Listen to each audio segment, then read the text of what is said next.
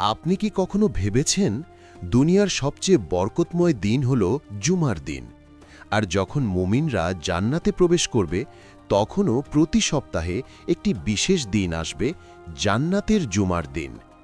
সেদিন কি হবে? আল্লাহ কি সত্যিই তার প্রিয় বান্দাদের সামনে প্রকাশ পাবেন? সেই দিনের আনন্দ কতটুকু? জান্নাতীরা সেদিন কোথায় যাবেন, কিভাবে যাবেন? আজকের এই ভিডিওতে আমরা কোরআন ও সহিহ হাদিসের আলোকে এই প্রশ্নগুলোর বিস্তারিত উত্তর জানব ইনশাআল্লাহ। আমাদের চ্যানেলে যারা নতুন এসেছেন তাদের স্বাগতম, আর যারা আগে থেকেই আছেন আল্লাহ আপনাদের জাযাকাল্লাহু খায়রান দিন। তো চলুন শুরু করা যাক। প্রথমে আমরা বুঝতে চাই জুমার দিনের মর্যাদা কোথা থেকে শুরু। আল্লাহ তাআলা সূরা জুমুয়াতে ইরশাদ করেছেন, হে মুমিনগণ, জুমার দিনে যখন নামাজের আজান দেওয়া হয় তখন তোমরা আল্লাহর স্মরণের দিকে ধাবিত হও এবং ক্রয় বিক্রয় ছেড়ে দাও। সূরা জুমুয়া ৬২-৯। এটি শুধু একটি নামাজের নির্দেশ নয়, এটি একটি দিনের বিশেষত্বের ঘোষণা।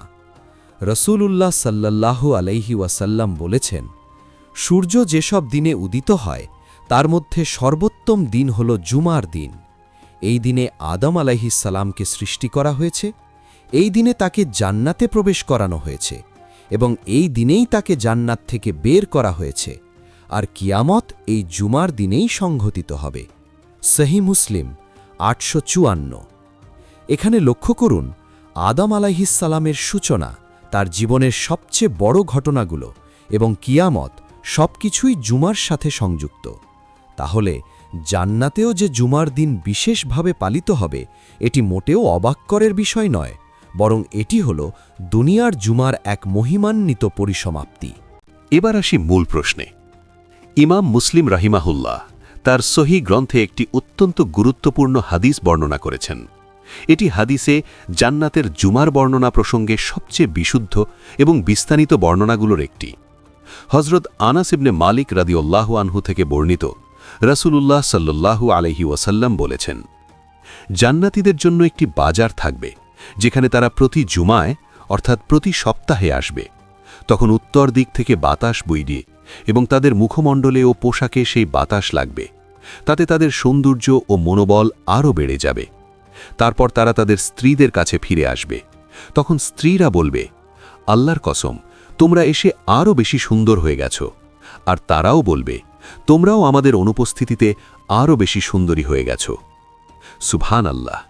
ভাবুন একটু, দুনিয়ায় প্রতিদিন আমরা একটু একটু করে বুড়ো হই, শরীর ক্লান্ত হয়, চেহারায় বলিরেখা পড়ে, কিন্তু জান্নাতে প্রতিটি সাক্ষাৎ, প্রতিটি বিচ্ছেদের পর আরও বেশি সৌন্দর্য নিয়ে ফিরে আসা। এটি কোনো রূপকথা নয় ভাইয়েরা, এটি আল্লাহর রাসূল সাল্লাল্লাহু আলাইহি ওয়াসাল্লামের মুখের বাণী। এবার আসি সবচেয়ে বড় ঘটনায়।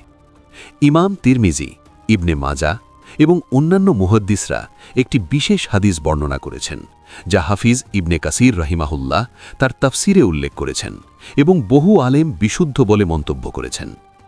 রাসূলুল্লাহ সাল্লাল্লাহু আলাইহি ওয়াসাল্লাম বলেছেন, জান্নাতীরা যখন জান্নাতে প্রবেশ করবে তখন আল্লাহ তাআলা তাদের জিজ্ঞেস করবেন, তোমরা কি আরও কিছু চাও যা আমি তোমাদের দেব? তারা বলবে, হে আমাদের রব, আপনি কি আমাদের মুখমণ্ডল উজ্জ্বল করেননি? আপনি কি আমাদের জান্নাতে প্রবেশ করাননি? আপনি কি আমাদের জাহান্নাম থেকে রক্ষা করেননি? তখন পর্দা সরে যাবে। তখন তারা আল্লাহর দিদার লাভ করবে এবং তাদের কাছে আল্লাহর দিদারের চেয়ে বেশি পছন্দনীয় আর কোনো কিছু দেওয়া হবে না। এই হাদিস থেকেই বোঝা যাচ্ছে, জান্নাতের জুমার দিনের সবচেয়ে বড় ঘটনা হল আল্লাহর দিদার বা দর্শন। এই বিষয়টি একটু বিস্তারিত বুঝি। কোরআনে আল্লাহ তাআলা ইরশাদ করেছেন, সেদিন অনেক মুখমণ্ডল উজ্জ্বল থাকবে, তারা তাদের রবের দিকে তাকিয়ে থাকবে। সূরা কিয়ামা ২২-২৩। এই আয়াতের ব্যাখ্যায় ইমাম ইবনে কাসির রাহিমাহুল্লাহ বলেছেন, মুমিনরা আল্লাহ তাআলার দিদার লাভ করবে এবং এটিই তাদের সর্বোচ্চ সুখ। এখন প্রশ্ন হল, এই দিদার কি প্রতিদিন হবে নাকি শুধু জুমার দিনে? এ বিষয়ে ইমাম ইবনুল কাইয়িম রাহিমাহুল্লাহ তার বিখ্যাত গ্রন্থ হাদিউল আরওয়াহে লিখেছেন, জান্নাতীরা দুই সময় আল্লাহর দিদার পাবে, একবার সকালে, একবার সন্ধ্যায়। কিন্তু জুমার দিনে আল্লাহ তাআলা সবচেয়ে কাছে থাকবেন এবং সেই দিনের দিদার হবে সবচেয়ে মহিমান্বিত। সহিহ মুসলিমের হাদিসে রাসূলুল্লাহ সাল্লাল্লাহু আলাইহি ওয়াসাল্লাম বলেছেন, তোমরা তোমাদের রবকে দেখবে যেমন পূর্ণ চাঁদ দেখতে কোনো কষ্ট হয় না, তাকে দেখতেও তোমাদের কোনো কষ্ট হবে না। চিন্তা করুন, পূর্ণিমার রাতে চাঁদের দিকে তাকালে চোখে কোনো কষ্ট হয় না, সুন্দর শান্তিময় আলো। ঠিক তেমনিভাবে আল্লাহর দিদার হবে, কোনো কষ্ট নেই, কোনো ক্লান্তি নেই, শুধু অসীম প্রশান্তি। আর এই দিদার লাভের পর জান্নাতীদের মনে দুনিয়ার সব কষ্ট ভুলে যাবে। রাসূলুল্লাহ সাল্লাল্লাহু আলাইহি ওয়াসাল্লাম বলেছেন, জাহান্নামীদের মধ্যে যে সবচেয়ে সুখী ছিল দুনিয়ায়, তাকে একটুখানি আগুনে ডুবিয়ে জিজ্ঞেস করা হবে, তুমি কি কোনোদিন কোনো সুখ পেয়েছিলে? সে বলবে, না, আল্লাহর কসম। আর জান্নাতীদের মধ্যে যে সবচেয়ে কষ্টে ছিল দুনিয়ায়, তাকে একটুখানি জান্নাতে ডুবিয়ে জিজ্ঞেস করা হবে, তুমি কি কোনোদিন কোনো কষ্ট পেয়েছিলে? সে বলবে, না, আল্লাহর কসম। তো জুমার দিনে আল্লাহর দিদারের পর সেই অসীম সুখের সামনে দুনিয়ার সব কষ্ট নিশ্চক একটি ধুলোর মতো মনে হবে। হাদিসে জান্নাতের বাজারের কথা বলা হয়েছে, সেটা কি? হযরত আলী রাদিয়াল্লাহু আনহু থেকে বর্ণিত একটি হাদিসে এসেছে, রাসূলুল্লাহ সাল্লাল্লাহু আলাইহি ওয়াসাল্লাম বলেছেন, জান্নাতে একটি বাজার আছে, সেখানে কোনো বেচাকেনা নেই, সেখানে শুধু আকৃতি আর সূরতের বিনিময় হয়। যে পুরুষ বা মহিলা কোনো আকৃতি পছন্দ করবে, সে সেই আকৃতিতে রূপান্তরিত হয়ে যাবে। তিরমিজি 2550। এই বাজারে কোনো টাকা পয়সা লাগে না, কোনো লেনদেন নেই, কোনো ক্লান্তি নেই। এখানে জান্নাতীরা একে অপরের সাথে দেখা করবেন, পুরনো বন্ধু, পরিবার, ভালোবাসার মানুষদের সাথে মিলিত হবেন, একসাথে আনন্দ করবেন। এই বাজারে এমন সব সুখ আছে যা দুনিয়ার কোনো মানুষ কল্পনাও করতে পারেনি। আল্লাহ তাআলা সূরা সাজদাতে বলেছেন, কোনো আত্মাই জানে না তাদের জন্য কি লুকিয়ে রাখা হয়েছে চোখের শীতলতা হিসেবে, তাদের কৃতকর্মের পুরস্কার। সূরা সাজদা 32-17। রাসূলুল্লাহ সাল্লাল্লাহু আলাইহি ওয়াসাল্লাম বলেছেন, আল্লাহ তাআলা বলেন, আমি আমার নেক বান্দাদের জন্য এমন কিছু তৈরি করে রেখেছি যা কোনো চোখ দেখেনি, কোনো কান শুনেনি, কোনো মানুষের মনে কল্পনাও আসেনি। সহিহ বুখারী 3234। তাহলে সেই জুমার বাজারে কি থাকবে, এটা কি আমাদের সীমিত বোধ দিয়ে বোঝা সম্ভব? না, কিন্তু আমরা এটুকু বুঝতে পারি, সেটা হবে অকল্পনীয় সুন্দর। এখন অনেকের মনে প্রশ্ন জাগতে পারে, জান্নাতে কি নামাজ পড়তে হবে? জুমার নামাজ কি থাকবে? এই বিষয়ে আলেমদের মতামত ভিন্ন, তবে সবচেয়ে গ্রহণযোগ্য মত হল, জান্নাতে দুনিয়ার মতো ইবাদতের কোনো বাধ্যবাধকতা নেই, কারণ সেখানে পরীক্ষা নেই, তাকলিফ নেই। কিন্তু জান্নাতীরা নিজেরাই আল্লাহর তসবিহ ও জিকির করতে ভালোবাসবেন।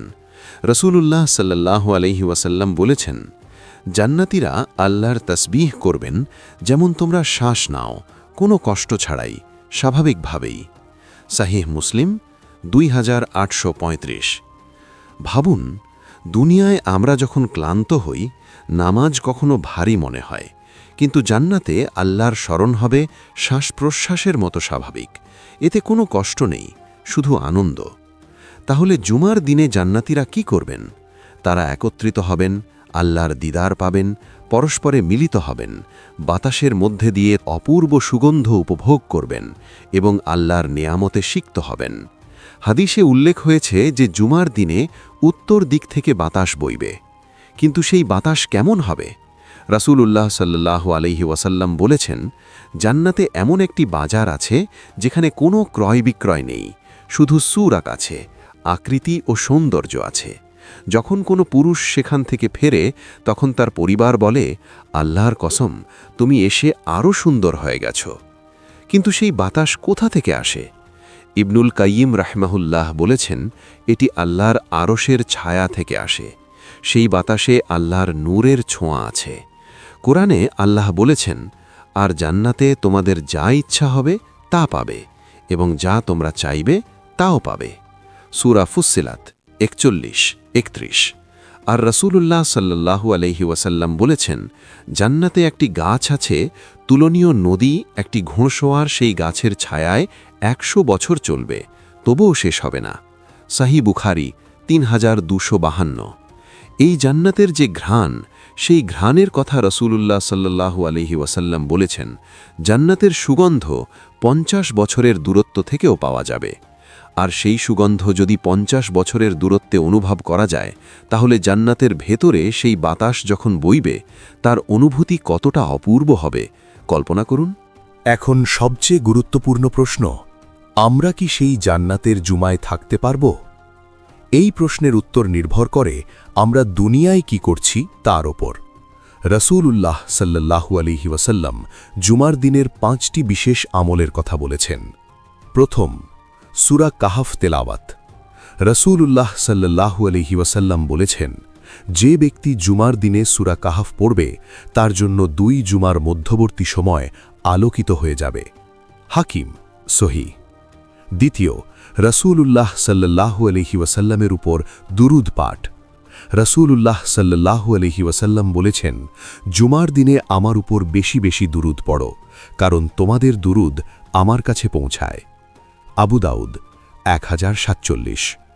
তৃতীয়, জুমার নামাজ যথাসময় আদায়।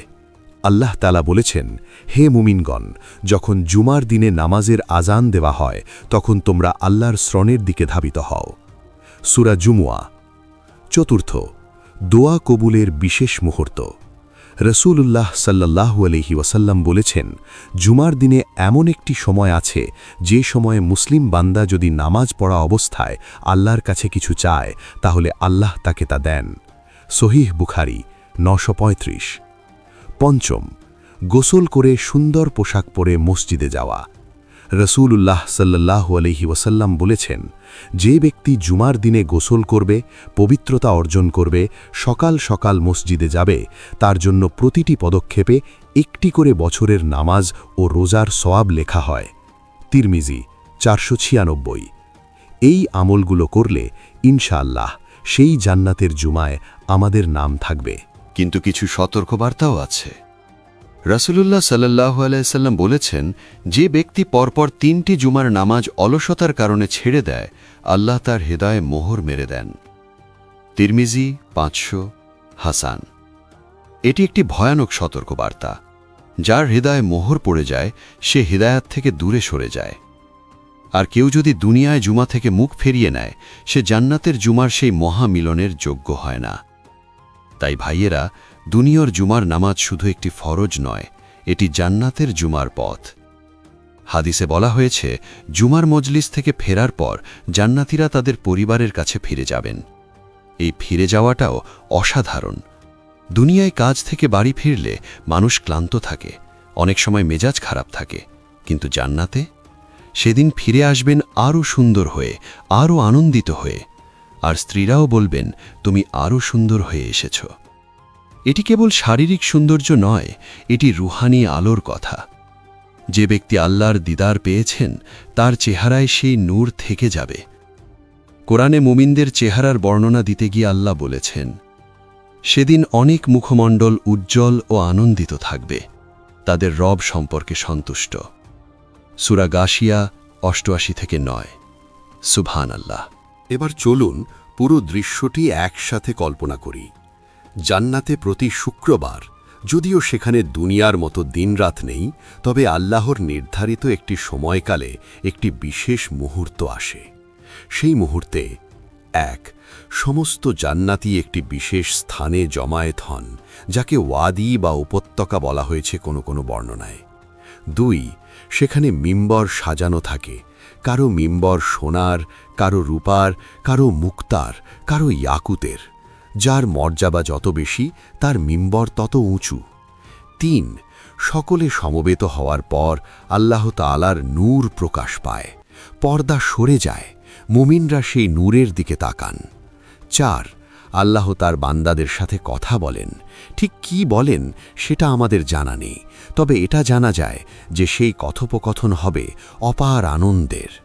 5, তারপর বাতাস বইতে শুরু করে আরশের নিচ থেকে, উত্তর দিক থেকে। সেই বাতাস সকলের মুখমণ্ডলে লাগে। 6 তারপর সকলে তাদের পরিবারের কাছে ফিরে যান আরও বেশি সুন্দর হয়ে, আরও বেশি আলোকিত হয়ে। আল্লাহু আকবার। এই ভিডিওটি আপনার পরিবার ও বন্ধুদের সাথে শেয়ার করুন। হয়তো এই ভিডিওর মাধ্যমে কেউ একজন নতুন করে জুমার গুরুত্ব বুঝবেন এবং সেটাই হবে আপনার সাদাকায়ে জারিয়া। আল্লাহ তাআলা আমাদের সকলকে জান্নাত নসিব করুন, আমাদের সকলকে জান্নাতের জুমায় শামিল করুন এবং আমাদের সকলকে তার দিদার লাভের তৌফিক দিন। যদি এই ভিডিও আপনার ভালো লাগে তাহলে অবশ্যই একটি লাইক দিন, চ্যানেলটি সাবস্ক্রাইব করুন এবং বেল বাটন চাপুন যাতে পরবর্তী ভিডিও মিস না হয়।